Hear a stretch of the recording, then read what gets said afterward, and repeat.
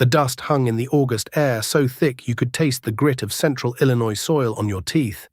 It was 1973, and the sun beat down on the corrugated tin roof of the co-op grain elevator with a fury that promised no relief. I sat high in the cab of my tractor, the engine rumbling a low, lazy thunder that vibrated through the steel floor plate and up into the bones of my legs. The cab was just a cage of steel and glass, no air conditioning, no radio, just a single fan that did little more than move the hot, dusty air around. The sweat trickled down my temples, tracing paths through the grime on my skin. My tractor wasn't like the others lined up to dump their corn. Mine was a monster, a relic from another place and another kind of farming.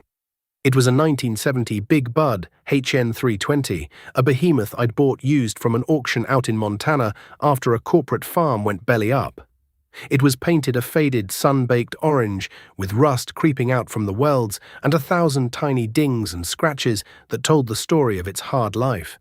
Under the massive squared-off hood sat a Cummins 855 cubic-inch diesel, an engine more at home in a Kenworth than a tractor. When it was running right, it put out 320 horsepower of pure, earth-shaking torque. It was articulated in the middle, bending like a giant insect, and rode on 8 massive tires, duals on each axle, that stood taller than a grown man's chest. It was ugly, it was loud, and it was paid for. Every last dime. That was more than Frank Miller could say. He pulled up alongside me, the hiss of his air brakes a gentle sigh compared to the growl of my Cummins. Frank was 10 years younger than me, with a face that hadn't yet been permanently tanned into a leather mask by the sun. He was sitting in the climate-controlled cab of a brand-new John Deere 4630, the green paint so glossy it looked wet. The Soundguard cab was a marvel of modern engineering. Quiet, cool, with a radio playing some country tune I couldn't quite make out through the thick glass. He didn't have a single bead of sweat on his forehead. He killed the engine, the modern Deere diesel falling silent with a polite little shudder, and swung the cab door open. The cool air from inside washed over me for a second before the Illinois heat swallowed it whole. "Jedediah," he said, his voice carrying an easy confidence that always rubbed me the wrong way. He never called me Jed, always the full Jedediah, like he was reading my name off a tombstone. Still wrestling with that old dinosaur. I throttled my engine down, the thunder subsiding to a deep, rhythmic grumble. "She still pulls, Frank. That's all that matters." He leaned against his front tire, which was clean enough to eat off of. "Yeah, but for how long? Heard you were down for 2 days last week. Blown hydraulic line, wasn't it?" News travelled fast in a small town, especially bad news. "It was," I said, not giving him the satisfaction of more detail. "Got it fixed. Parts for that thing must be a nightmare to find," he mused, kicking at a loose stone with the toe of his pristine work boot. "I just call the dealer. They're out here the same day. Got a loaner if they can't fix it on the spot. That's the beauty of financing with the company, Jedediah. Service, peace of mind. Peace of mind." I looked at his shiny green tractor, a machine that cost more than my first house. I knew for a fact he'd traded in a perfectly good 4020 for it, and the bank, not Frank Miller, owned every bolt on that machine. The bank owned the new 6-bottom plow he pulled with it, the new planter, and the 120 acres he'd just bought from Old Man Hemlock's widow, all at 5% interest. 5% seemed cheap now, but debt was debt. It was a chain, and every new purchase was another link. "My peace of mind," I said, looking him square in the eye, "comes from sleeping at night, knowing that if this engine throws a rod tomorrow, nobody's coming to take my land." Frank just laughed, a short, sharp bark. "You can't expand living like that, Jedediah. This is the modern age. You got to use the bank's money to make money. Get bigger or get out. You know the saying." I knew the saying. Every farmer in the county knew it. It was preached at the coffee shop, at the implement dealer, at the bank itself. Grain prices were sky high thanks to the big Russian wheat deal the year before. Land values were climbing every month. The government was practically begging us to plant fence row to fence row. It was a boom time, and men like Frank were riding the wave. He gestured with his chin toward the Big Bud. "How many acres can you even turn in a day with that clumsy beast? It's too big for its own good. Too heavy. It'll compact the soil." It's built for the wide-open prairies, not these little postage stamp fields."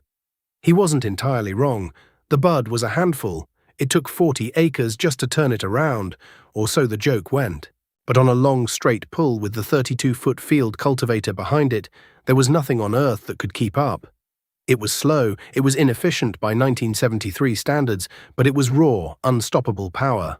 "It gets the job done," I said, my voice flat. I eased the throttle forward, and the Cummins engine answered with a plume of black smoke and a roar that shook the ground. Frank took a step back, a slight frown on his face as the noise washed over him.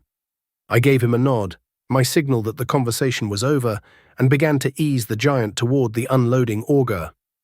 As I drove home that evening, the setting sun painting the sky in shades of orange and purple that matched the faded paint on my tractor, Frank's words echoed in my head. Get bigger or get out. It was the mantra of the 70s. Everyone was doing it. Buying land, buying new equipment, taking on debt that would have given my father a heart attack. And there I was, in my 10-year-old pickup truck, following my 3-year-old tractor that looked 20 years old, driving back to a farm that was 100% mine. The land, the house, the barns, the machines, all of it. The whole county thought I was a fool. A stubborn old man, stuck in the past, too scared to take a risk. Maybe they were right. Maybe Frank, with his air-conditioned cab and his line of credit, was the smart one. Maybe I was just a dinosaur waiting for the meteor to hit. But before we go any further with this story, I want to ask you folks something. Have you ever had a piece of equipment, a truck, a tool, anything that everyone told you to get rid of? They said it was too old, too inefficient, too much trouble. But you held on to it. You knew its worth, you knew its heart, and you kept it running. Let me know down in the comments what that piece of iron was, and tell me the story of why you kept it. I'd sure like to hear it. The following spring, Frank's words about breakdowns came back to haunt me. I was deep in the back 80, trying to get my soybeans in before the spring rains came and turned the whole county into a mud pit. The big bud was pulling a 40-foot John Deere drill, and the Cummins was singing its deep bass note, a song of power that I loved. The smell of turned earth filled the air, rich and sweet with the promise of a new season. And then, with a sickening lurch and a high-pitched metallic scream, everything stopped. The engine was still running, but the tractor wasn't moving. I throttled down, my heart sinking into my stomach. I climbed down from the cab, my boots sinking into the soft tilled soil. A quick look underneath confirmed my worst fears. A dark, viscous fluid was pooling on the ground, soaking into the black dirt.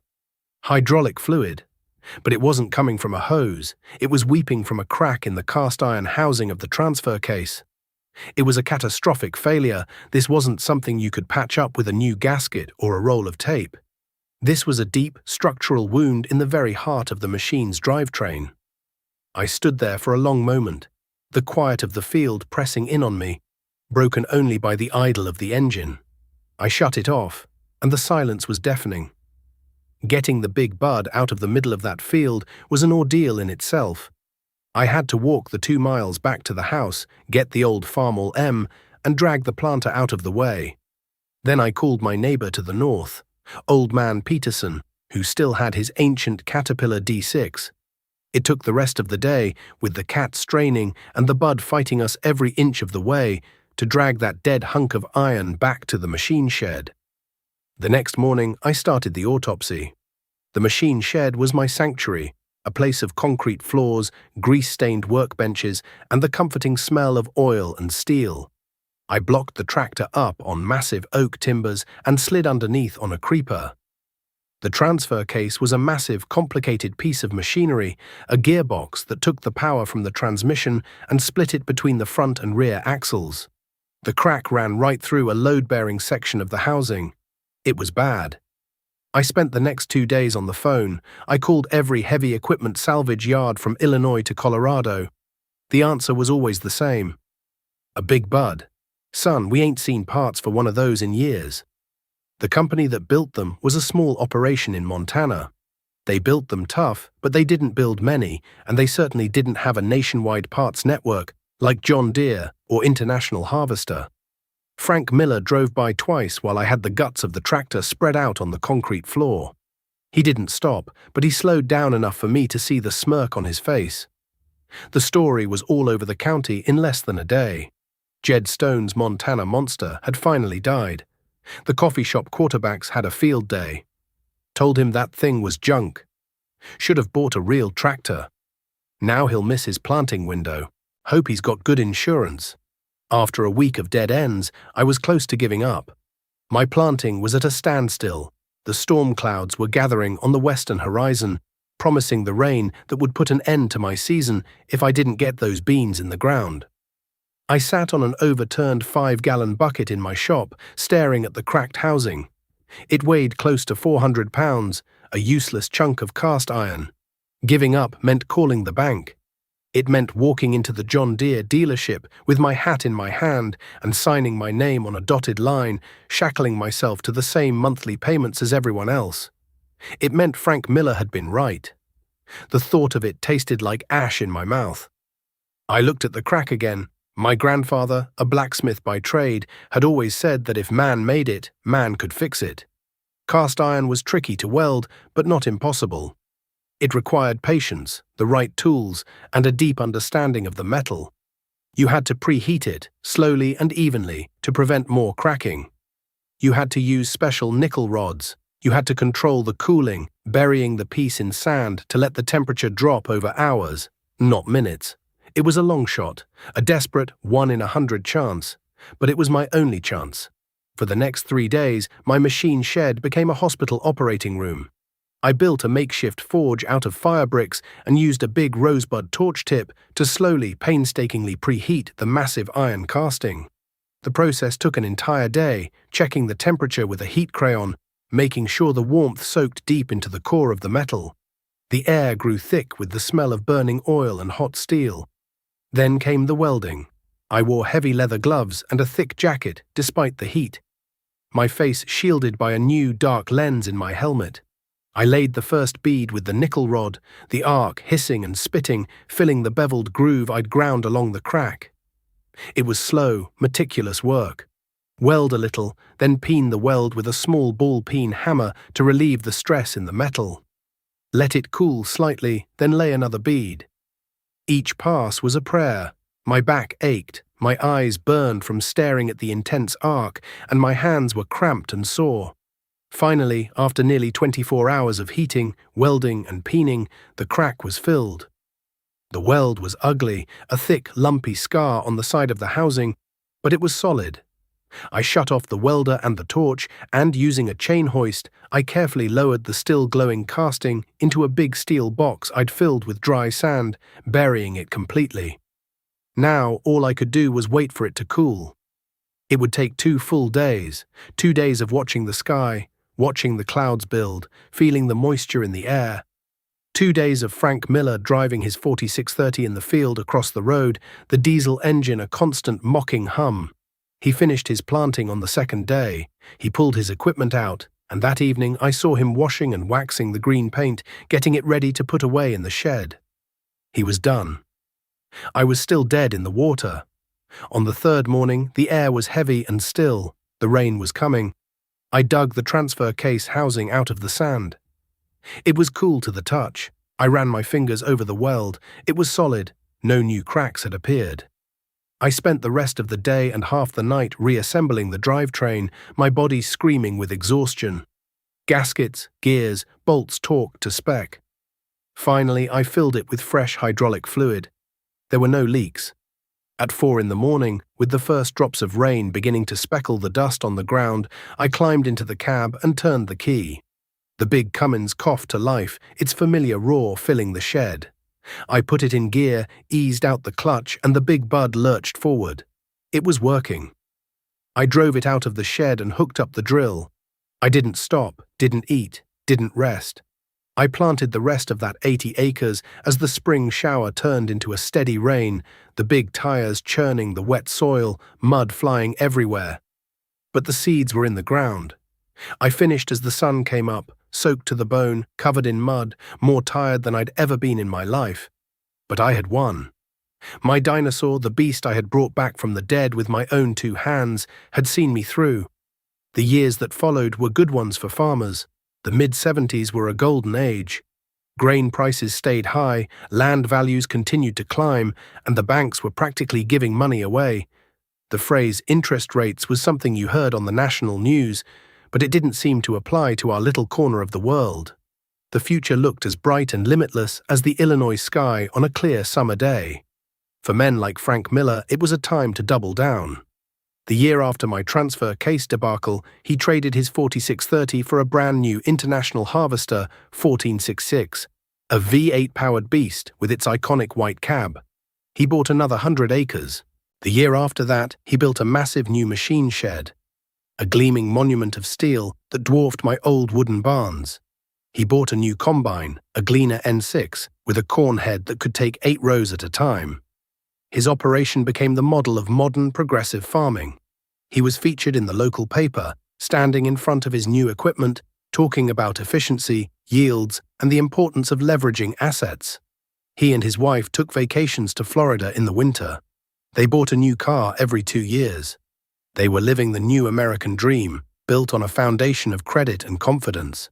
Whenever I saw him at the co-op, he'd ask me, with a tone that was part pity and part condescension, when I was going to get with the program and upgrade my operation. "That old bud of yours must be costing you a fortune in fuel, Jedediah," he'd say. "My new 1466 will do twice the work on half the diesel." I'd just nod. She's a thirsty old girl, that's for sure. What I didn't tell him was that my fuel was paid for in cash, my seed was paid for in cash, my fertilizer was paid for in cash. The profits from those good years weren't going to a bank to service a loan on a new piece of equipment. They were going into my own bank account. I paid off the last of my farm's mortgage in 1976.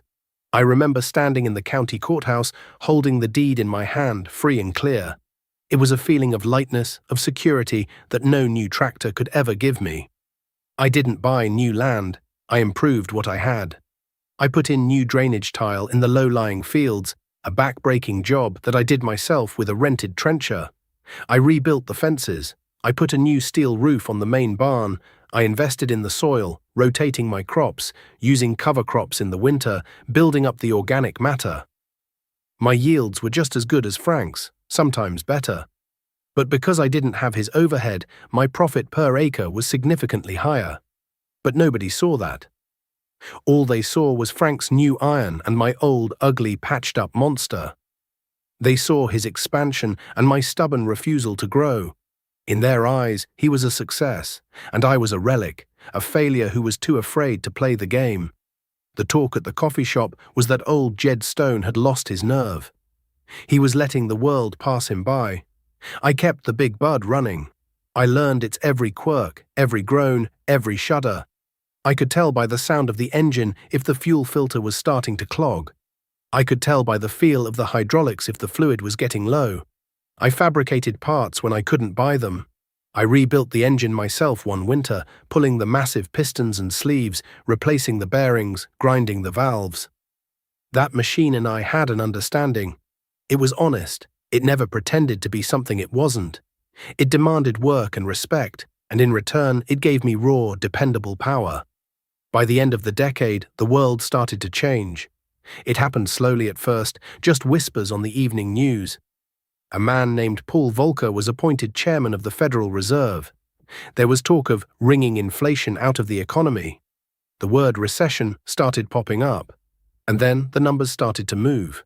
Interest rates. For years, they had been a stable, predictable thing. Now they were climbing. 5% became 8. 8 became 10. 10 became 12. For farmers who were borrowing money to operate, to buy seed and fertilizer for the next year's crop, it was like a slow tightening of a noose. I was at the co-op one afternoon in the fall of 1979, waiting to unload my soybeans. The price was down from the year before, but still decent. A group of farmers, Frank among them, were gathered by the office door, their faces grim. The local banker was there, a young man in a suit who looked profoundly uncomfortable. "I don't have a choice, boys," the banker was saying, wiping sweat from his brow even though the day was cool. "The prime rate is 15%. 15. My hands are tied. Operating loans for next spring are going to be at 18%. Maybe higher." A stunned silence fell over the group. 18%. It was an impossible number. You couldn't make a crop pay at that rate. Frank looked pale. His whole operation, his whole gleaming empire of new iron and freshly acquired land was built on a mountain of loans that were all tied to the prime rate. 18%, he said, his voice barely a whisper.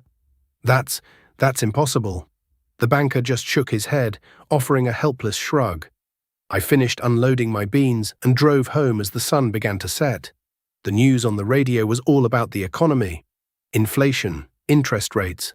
President Carter was giving a speech about a national crisis of confidence. A cold wind was blowing from the west, rattling the corn stalks that were still standing in the fields. It felt like the world was holding its breath, waiting for a storm that everyone knew was coming, a storm that had nothing to do with the weather. That night, I walked out to my machine shed and laid a hand on the cool steel fender of the Big Bud. In the dim light, its ugly, powerful form seemed less like a relic and more like a fortress. It owed nothing to anyone, and neither did I. And in the silence of that shed, I had a feeling that was going to matter more than anything else in the years to come. The storm never came. What came instead was a stillness, an oppressive, suffocating quiet that settled over central Illinois in the summer of 1980. The sky turned a pale, hazy white, and the sun beat down not with a clean, honest heat, but with a searing, malicious intensity. The corn, which should have been shoulder-high by the 4th of July, was stunted and yellow, its leaves curling inward during the day as if in prayer for a rain that never fell. The soybeans in my fields were just as bad, the leaves turning a dusty, brittle grey. The ground cracked open in patterns that looked like broken pottery. The drought was a physical weight, something you felt on your skin and in your lungs. But it was the other pressures, the invisible ones, that were breaking men's backs. The news on the radio was a constant drumbeat of bad news. The grain embargo against the Soviet Union, a political move made in a city 1,000 miles away, had slammed the door on our biggest customer. Prices for corn and beans plummeted. At the same time, the cost of everything else was screaming upward. Diesel fuel, which had been 30 cents a gallon when I bought the Big Bud, was now over $1. A new set of tires for Frank's 1466 cost more than my first pickup truck. I saw the first real cracks in Frank's empire that August. I was driving past his place and saw his international tractor parked near the fuel tanks. The hood was up, and a mechanic's truck from the dealership was parked beside it. I saw them hoist a component out of the engine bay with a small crane. It was the turbocharger. I knew what that meant. A turbo failure on that DV550 V8 engine wasn't a simple fix. It was a high-dollar, specialized repair. The dealer would charge him for the travel time, the hours, and a part that cost a small fortune. The tractor sat there for 4 days, a silent, crippled giant, while Frank's weeds went untended. My Big Bud just kept running. The big Cummins 845 was naturally aspirated. No turbo, it was less efficient, less powerful for its size than Frank's modern V8, but it was also simpler. There was less to go wrong. It burned more fuel per hour, but when your back is against the wall, reliability is worth more than efficiency. I spent my days cultivating, trying to conserve what little moisture was left in the soil, the old diesel rumbling its low, steady song. The financial drought was worse than the meteorological one. Men who had been confident and boisterous at the coffee shop were now quiet, their faces drawn and tight. The banker's car was a common sight, cruising the country roads, stopping at farms where the new machine sheds gleamed in the harsh sunlight. They weren't social calls. You could see it in the way the farmers stood, arms crossed, heads down, kicking at the dust, while the man in the suit did the talking. One evening, I saw Frank out in his yard, arguing with his wife. Their voices were sharp and angry, carrying across the still evening air. The next week, a livestock truck came and loaded up the small herd of Angus cattle he kept in the pasture behind the barn. It was his wife's project, her pride and joy. Selling them off meant he needed cash, and he needed it badly. The pressure was building, and the whole county was a powder keg waiting for a spark. The spark came in the spring of 1981. The Federal Reserve, in its war against inflation, had pushed the prime interest rate to an unthinkable 21.5%. 21.5. The number itself felt like a fiction, a cruel joke, But the letters from the bank were real. Operating loans were impossible to get. The variable rate loans that men like Frank had used to buy land and equipment had adjusted upwards, and their monthly payments had doubled, even tripled. It was a perfect storm. We had a drought-ravaged crop from the year before that sold for rock-bottom prices, and now the cost of borrowing money to plant the next one was astronomical. To make matters worse, the land itself, the very foundation of all our wealth, was suddenly worth less. Land that had been selling for $4,000 an acre 2 years before was now struggling to fetch $2,000. The banks, seeing the value of their collateral evaporate, started to panic. The foreclosure notices began to appear in the legal section of the county newspaper. At first, it was just a few names, farmers on the margins. Then the names became more familiar. Men you'd known your whole life. Every notice was a death certificate for a family's dream. The day of Frank Miller's auction was cold for a November morning. A bitter wind whipped across the barren fields, carrying the first scent of snow. The whole county was there, it seemed, not out of spite, but out of a grim sense of obligation, like attending a funeral. They parked their pickups along the gravel road for half a mile in either direction. Frank's equipment was lined up in a neat, tragic row in his front yard. The Gleaner N6 combine, the International 1466, the six-bottom plough, the planter, the disc. Just a few years before, this had been the most impressive lineup of iron in the township. Now it was just a collection of assets to be liquidated. The paint was still shiny, but it couldn't hide the stench of failure. I stood at the back of the crowd, my hands in my pockets, my collar turned up against the wind. Frank was standing near the porch with his wife, both of them looking thin and pale, like ghosts at their own wake. He didn't make eye contact with anyone. The auctioneer, a fast-talking man with a voice like a gravel road, started the bidding. It was a massacre. The buyers were vultures, other farmers and dealers from out of the county who could smell blood in the water. They knew the bank had to sell, and they knew nobody local had any money. The bids were insultingly low. The 1466, a tractor Frank had paid nearly $30,000 for, sold for $8,000.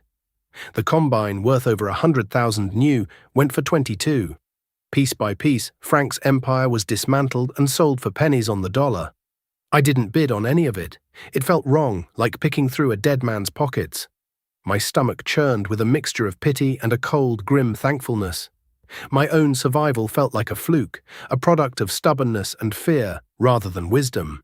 I watched as the last piece, a grain wagon, was sold. The auctioneer slammed his gavel down. Sold! The crowd began to disperse, their voices low, their footsteps crunching on the frozen gravel. I survived because I had no debts. When the price of corn fell to $2 a bushel, I could still make a little money. For Frank, who needed $3 a bushel just to pay the interest on his loans, it was a death sentence. While he was writing checks to the bank, I was writing checks to myself. My inputs were paid for, my land was mine, my house was mine, my ugly old orange tractor was mine. No banker could take it from me. The big bud became my shield. It pulled the plow through the heavy soil, it planted the seeds, it cultivated the crops. It was a simple, brutal machine for a simple, brutal time. When a hydraulic pump failed one spring, I didn't call a dealer. I drove to a heavy truck salvage yard 100 miles away, found a used pump off an old Kenworth, and adapted it to fit. It took me 2 days and cost me $200. A service call for Frank's equipment would have been 10 times that. I was living on a financial island, and the Big Bud was the only boat I needed. The auction didn't cover all of Frank's debts. The bank took his new land, the 120 acres he'd bought from the Hemlock estate, but they still held the note on his original 80 acres. The home place that had been in his family for 3 generations. That was the final killing blow. That land was scheduled to be sold at a sheriff's auction on the courthouse steps the following March. I thought about it for months. I walked my own fields, the frozen ground hard under my boots, and I thought about Frank Miller. I thought about his arrogance, his shiny green tractor, his talk of getting bigger or getting out. But mostly I thought about the look on his face at the auction, a look of such profound, hollowed-out despair that it haunted me. He had played the game by the rules everyone was given, and the rules had changed in the middle of it. The day of the sheriff's auction was grey and overcast. A small crowd gathered on the steps of the old brick courthouse. The banker was there, looking grim. Frank was nowhere to be seen. A few out-of-town investors were there, men in clean boots and expensive coats, looking to pick up distressed farmland on the cheap. The sheriff read the legal description of the property in a monotone voice. The Miller Place, 80 acres, with house and barns. He opened the bidding. One of the investors immediately bid $1,000 an acre. Another raised it to $1,100. They went back and forth, their voices crisp and businesslike, carving up another man's life. When the bidding reached $1,400 an acre, it stalled. The investors looked at each other, one of them shaking his head. It was more than they wanted to pay. The sheriff called out, "$1,400 once, $1,400 twice." I had never intended to do it. The words just came out, my voice rough and unfamiliar in the cold air. 1,500. Every head turned to look at me. I was standing at the edge of the crowd, in my worn work coat and muddy boots. The banker's eyes widened in surprise. The investors stared at me, their faces a mixture of annoyance and disbelief. The sheriff, who had known me my whole life, just raised an eyebrow. "I have 1,500 from Jedediah Stone," he said. "Do I hear 16? The investors huddled for a moment, then one of them shook his head and stepped back. They were done. 1,500 once, the sheriff called. 1,500 twice. Sold to Jedediah Stone for $1,500 an acre. I walked into the courthouse and wrote a check drawn on the account I had been quietly building for a decade. I didn't finance a penny of it. As I signed the papers, I felt the weight of what I had just done settle on me. I now owned my neighbor's birthright. I drove straight from the courthouse to Frank's house. It was the first time I had been on his property since the auction. The place looked neglected. The paint was peeling on the porch, and a shutter was hanging by a single hinge. I knocked on the door, and after a long moment, Frank opened it. He looked older, his face deeply lined, his eyes empty. He saw my truck, and he knew why I was there. "So you're the one," he said, his voice flat, devoid of emotion. "Come to kick us out?" "No, Frank," I said. "That's not why I'm here." I held out a piece of paper. It was a rental agreement I had written out myself. "I'm here to offer you a job. I want you to farm this place, your place. You'll live in the house, rent-free. We'll split the input costs, and we'll split the profit 50-50. And," I added, taking a deep breath, "the agreement says that any year you want, you have the option to buy the land back from me for exactly what I paid for it. Not a penny more." He stared at the paper, then at me. His eyes filled with tears, the first emotion I had seen from him in over a year. He didn't understand. "Why?" he whispered, "after everything? Why would you do this?" I looked past him, at the old barn his grandfather had built, at the fields stretching out to the horizon. "Because this land shouldn't be owned by a bank or some investor from Chicago," I said. "It should be farmed by a miller. And because nobody in this world gets through it alone." Things changed after that. The coffee shop talk, which had once painted me as a fool, now cast me as some kind of prophet. They didn't understand the half of it. I wasn't smart, I was just scared. My father had lived through the Depression, and he had hammered one lesson into my head. Debt is a prison. I had listened, and that was all. Frank and I farmed side by side for the next 15 years. The economy slowly recovered. Grain prices crept back up. We had good years and bad years, but we got through them. He was a good farmer, a hard worker, once the weight of the bank was off his shoulders. He never did buy the land back. He said he was happy with our arrangement. It was an honest partnership. We never became close friends, but a deep, unspoken respect grew between us. My son, David, grew up during those years. He was a quiet boy, more interested in the guts of an engine than the price of corn. He spent his childhood in my machine shed, his hands always covered in grease. He learned how to weld, how to time an engine, how to rebuild a transmission. He loved the big bud as much as I did. He called it the Great Orange. One cool evening in the late 90s, when my hair was more grey than brown and my hands were gnarled with arthritis, David found me in the shed. I was polishing the glass on the old tractor's gauges. It didn't do much field work anymore. We had a newer, more comfortable tractor for that. but I could never bring myself to sell it. It was more than a machine. It was a monument.